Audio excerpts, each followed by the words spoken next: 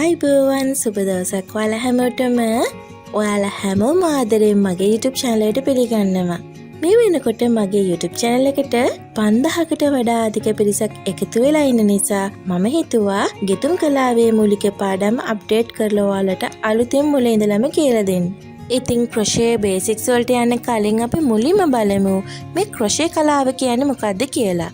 crochet කියන්නේ ප්‍රංශ භාෂාවේ වෙන වචනයක්. ප්‍රංශ භාෂාවේ hook කියන වචනේ සඳහා තමයි මේ crochet කියන වචනය පාවිච්චි කරන්නේ.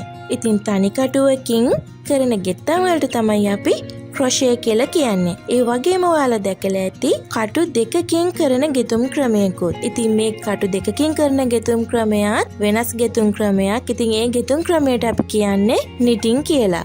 දැන් අපි යමු crochet basics පාඩම හරහා මොනවද අපි ඉගෙන ගන්න කියලා බලන්න. මේ තියෙන්නේ crochet ගෙතුම් කලාවේ මූලික ගෙතුම් ක්‍රම ටික. ඉතින් දැන් අපි බලමු ඇයි අපි මේ ගෙතුම් ක්‍රම ඉගෙන ගන්න ඕන? ඒ වගේම ඒ ක්‍රම ඉගෙනගෙන අපිට මොනවද කරගන්න පුළුවන් කියලා. ඉතින් මුලින්ම ඔයාලට අවධාරණයෙන්ම කියන්න ඕන මෙන්න මේ මූලික ගෙතුම් ක්‍රම ටික ඔයාලා අනිවාර්යයෙන්ම උනන්දුවෙන් හරියටම ඉගෙන ගන්න ඕන. ඉතින් මේ ගෙතුම් ක්‍රම ටික ඔයාලා හරියටම ඉගෙන ගත්තොත් ඕනෑම ගෙතුම් නිර්මාණයක් කරගන්න අවශ්‍ය වන මූලික දැනුම ඔයාලට ලැබෙනවා. මේ මූලික ගෙතුම් ක්‍රම එකක් හෝ කිහිපයක් එකතු කරගෙන තමයි අපි ඕනෑම ගෙතුම් නිර්මාණයක් කරන්නේ. ඉතින් ඒ නිසා මේ මූලික ගෙතුම් ක්‍රම ටික හරියටම පිළිවෙලට කරන්න ඉගෙන ගත්තට පස්සේ අපිට පුළුවන් පැටර්න් ගොතන්න. මොකද ගොඩක් ගොතන්න ඉගෙන ගන්න යන අය කරන ලොකුම වරද තමයි එකවරම පැටර්න් ගොතන්න යන එක. අපි පැටර්න් ගොතන්න පටන් ගන්න ඕන මුලින්ම මූලික ගෙතුම් ක්‍රම පිළිබඳව මනා අවබෝධයක් ඇතිව. අපි බලමු මේ පැටර්න් ගොතනවා කියන්නේ මොකක්ද කියලා. උදාහරණයක් විදිහට අපි ගමු මේ වගේ ගොතපු තොප්පියක්. ඉතින් මේ තොප්පිය ගොතන්න අපි මුලින්ම ඉගෙන ගන්න මූලික ගෙතුම් ක්‍රම වලින් තමයි ඒ තොප්පියට අවශ්‍ය වෙන හැඩය නිමාව එන්න රටාව ගොඩනගෙන්නේ. ඉතින් ඒ වගේ රටාවකට අනුව ගොතනවට තමයි අපි පැටර්න් ගොතනවා කියලා කියන්නේ. ඉතින් crochet basics ඉගෙන ගත්තට පස්සේ ඔයාලට විවිධ වීඩියෝස් හරහා මේ පැටර්න් බලාගෙන විවිධ මෝස්තර සහිත තොප්පි ගොතන්න ඉගෙන ගන්න පුළුවන්. ඒ විදිහට අපි විවිධ පැටර්න් ඉතා අවබෝධයෙන් යුතුව ගෙතුවොත් ඔයාලට තමන් විසින්ම ඒ නිර්මාණයට අලුත් දේවල් එකතු කරන්න, ඒ වගේම තමන්ට අවශ්‍ය ඕනෑම සයිස් එකකට ගොතා ගන්න, ඒ වගේ දැනුම තමන් විසින්ම ඉගෙන ගන්න පුළුවන්. දැන් අපි බලමු අද දවසේ අපේ ප්‍රධාන මාතෘකාව crochet basics ගැන. ඉතින් මේ crochet basics ගැන කතා කරනකොට අපි කරන ඕනෑම ගෙත්තමක් ආරම්භ වෙන්නේ මෙන්න මේ මැජික් රින් එකෙන් හරි චේන් ස්ටිච් එකෙන් හරි. එතනදී මේ චේන් ස්ටිච් එක පටන් ගන්නෙ මෙන්න මේ ස්ලිප් knot කියන ගැටියෙන්. මේ මැජික් රින් එකෙන් අපි සාමාන්‍යයෙන් පටන් ගන්නෙ රවුමට ගොතාගෙන යන නිර්මාණ. උදාහරණයක් විදිහට toys, coasters, baskets, ඒ වගේම බබාලාගේ තොප්පි, ඒ වගේම මල් වර්ග, ඔය වගේ දේවල් තමයි අපි මැජික් රින් එකෙන් පටන් ගන්නෙ. ඒ වගේම චේන් ස්ටිච් එකෙන් අපි පටන් ගන්නෙ දිග අතට ගොතාගෙන යන නිර්මාණ. උදාහරණයක් විදිහට අපිට ෂෝල්ස් වර්ග, ඒ වගේම ඇඳුම්, ඒ වගේ දේවල් ගන්න පුළුවන්. ඉතින් මේ මූලික ක්‍රම දෙකෙන් පටන් ගන්න ගෙතුමක් ඉදිරියට ගොතාගෙන යන්නේ මෙන්න මේ මූලික පිරවිලි වර්ග 4. ඉතින් මේ මූලික පිරවිලි වර්ග 4න් එකක් හෝ කිහිපයක් යොදාගෙන තමයි අපි පටන් ගන්න නිර්මාණයක් ඉදිරියට ගොතාගෙන යන්නේ. ඉතින් මේ ගෙතුම් ක්‍රම 4 තමයි single crochet, half double crochet, double crochet සහ triple crochet. ඉතින් මේ පිරවිලි වර්ග 4 අපිට දකින්න ලැබෙන ප්‍රධානම වෙනස්කම තමයි මේ පිරවිලි වල තියෙන උස ප්‍රමාණය. ඉතින් මම ඉදිරි පාඩම් වලින් ඔයාලට පැහැදිලිව වෙනම කියලා දෙන්නම් මේ පිරවිලි වර්ග කොහොමද කරගන්නේ කියලා. දැන් අපි බලමු ගෙතුම් කලාව ඉගෙන ගන්න අපිට මූලිකවම අවශ්‍ය වෙන්නේ මොනවද කියලා. මුලින්ම අපිට අවශ්‍ය වෙන්නේ මෙන්න මේ වගේ ගෙතුම් කටු.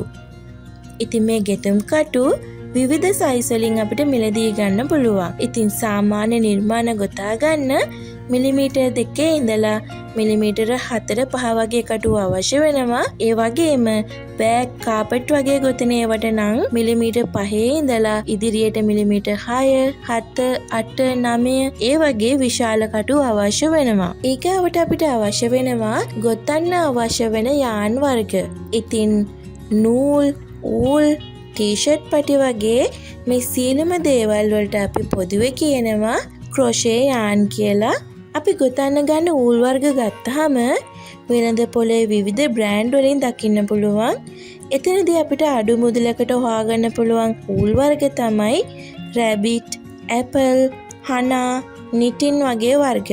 ඒ වගේම අපිට ඕඩර් ගොතද්දී තත්වෙන් උසස් ඌල් වර්ග අවශ්‍ය වෙනවනේ. ඉතින් ඒ වගේ ඌල් වර්ග කිහිපයක් තමයි හැන්ඩි, වීනස්, මිල්ක් කොටන් වගේ කියන්නේ. ඉතින් ඒ ඌල් සාපේක්ෂව අනිත් ඒවාට වැඩිය බෝල් පිපෙන ගතියෙන් අඩුයි. ඉතින් ගොතන්න පුරුදු වෙන ඔයාලගෙන් එන ගොඩක් අයගෙන් එන ප්‍රශ්නයක් තමයි ගොතනකොට නූල කටුවේ පැටලෙනවනේ, බෝල් හින්දා රැඳෙනවනේ කටුව, ගොතා ගන්න අමාරුයිනේ, ඒ වගේ ප්‍රශ්න. ඉතින් ඒ නිසා මම ඔයාලට රෙකමන්ඩ් කරනවා ඔයාලා ගොතන්න ඉගෙන ගන්නකොට සාමාන්‍යයෙන් අඩුම ක්වොලිටියකින් නැතුව අපිට ටිකක් බෝල් පිපෙන ගතියෙන් අඩු හොඳ ක්වොලිටි ඌල් එකක් හොයාගන්න.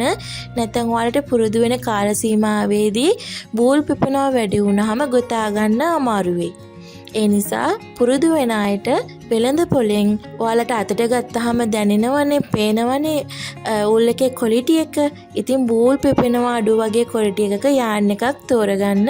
වර්තමානයේ වෙනකොට මේ ක්‍රොෂේ ඇඳුම් ඉතාම ජනප්‍රිය වෙලා තියෙනවා. ඉතින් මේ ක්‍රොෂේ ඇඳුම් ගොතන්න මේ වෙනකොට බහුලවම පාවිච්චි කරන්නේ මේ නූල් වර්ගය. ඉතින් ඇත්තටම මේ නූල් වලින් ඇඳුම් ගෙතුවාම කල් පැවැත්මත් වැඩි, ඒ වගේම සැහැල්ලුයි, හරිම ලස්සන නිමාවක් ගන්න පුළුවන්. ඒ වගේ අපිට වෙළඳ පොලේ මිලදී ගන්න පුළුවන් නූල් වර්ග තමයි TKT10, TKT20, ඒ වගේම ඇන්කර් ත්‍රෙඩ් එක, ඒ වගේ යාන් අපිට හොයාගන්න පුළුවන්. ඒ වගේම ටී-ෂර්ට් යාන් සහ පොලියස්ටර් කෝඩ් මේ වෙන විට බෑග් වගේ දේවල් ගොතන්න ඉතාම ජනප්‍රිය වෙලා තියෙනවා. ඉතින් හරිම ලස්සනට ගොතා ගන්න පුළුවන් මේ පොලියස්ටර් කෝඩ් වලින් බෑග්. එහෙම බෑග් වල බරත් අඩුයි, සැහැල්ලුයි, නිමාවත් හොඳයි. ගෙතුම් කරනකොට අපි ගාව තියෙන්න ඕනේ තවත් දෙයක් තමයි මෙෂරින් ටේප් එක. එහෙම නැත්නම් අපි මනින පටිය. ඉතින් අපිට මොනවා හරි නිර්මාණයක මිමි ගන්න අවශ්‍ය වුණොත් මේ මෙෂරින් ටේප් එකක් ළඟ තියෙන එක ඉතාම වැදගත්. ඒ වගේම අපිට නූල් කපා ගන්න කතරුවක් හරි ටිම එකක් හරි අවශ්‍ය වෙනවා. මේ තියෙන ස්ටිච් මාකර්ස්. ඉතින් මේ ස්ටිච් මාකර්ස් නම් ඔයාලට ක්‍රොෂේ බේසික්ස් වලදී නම් ඉච්චර අවශ්‍ය වෙන්නේ නැහැ. නිර්මාණ ගොතනකොට තමයි මේ ස්ටිච් මාකර්ස් අවශ්‍ය වෙන්නේ. ඉතින් මේ ස්ටිච් මාකර්ස් අපිට අවශ්‍ය වෙන්නේ අපි නිර්මාණයක් කරගෙන යනකොට අපිට පෙරවිලි ගණන් කරලා සලකුණු කරගන්න. එහෙම නැත්නම් වටයක් ආරම්භ වුණාම ඒ ආරම්භයේදී ගොතන පළවෙනි පෙරවිල්ල ලකුණු කරගන්න. ඒ වගේ දේවල් වලට තමයි මේ ස්ටිච් මාකර් එක අවශ්‍ය වෙන්නේ. ඉතින් මේ ස්ටිච් මාකර් එක මේ විදිහටම අවශ්‍ය වෙන්නේ නැහැ. ඔයාලට ආදේශකයක් විදිහට ඔයාලා පාවිච්චි කරන ආය කටුව, එහෙම නැත්නම් හැට්ට කටුව, එහෙම නැත්නම් නැපි කටුවක්, එහෙම නැත්නම් වෙනත් පාටක නූල් කෑල්ලක් උනත් පාවිච්චි කරන්න පුළුවන්. ඉතින් මේ දේවල් භාවිත කරලා අපි ඉදිරියේදී මූලික ගෙතුම් ක්‍රම ටික, එහෙම නැත්නම් බේසික් ක්‍රොෂට් ස්ටිචස් ටික ඉගෙන ගමු. ඉතින් ඉදිරි පාඩම් වලදී මම ඔයාලට කියලා දෙනවා කොහොමද ගොතන කටුව සහ නූල අල්ලන්නේ. ඒ වගේම අපි කොහොමද ස්ලිප් නොට් එකක් දාගන්නේ, දන්වැල ගොතන්නේ. ඉතින් මේ දන්වැලට කොහොමද අපි single crochet, half double crochet, double crochet, treble crochet ගොතන්නේ. ඒ වගේම කොහොමද මැජික් රින් එක ගොතාගන්නේ. ඒ වගේම මේ ස්ටිචස් භාවිත කරලා අපිට කරගන්න පුළුවන් පුංචි පුංචි නිර්මාණත් මම ඔයාලට කියලා දෙන්න. ඉතින් මේ හැමදේම ඉගෙන ගන්න මාව සබ්ස්ක්‍රයිබ් කරලා ඉදිරියටත් මාත් එක්ක එකතු වෙන්න කියලා ඔයාලා හැමෝගෙම ආදරෙන් ඉල්ලනවා. එහෙනම් ඉතින් පළවෙනි පාඩමෙන් හමු වෙමු. එතකන් ඔයාලා හැමෝම පරිස්සමෙන් සතුටින් ඉන්න.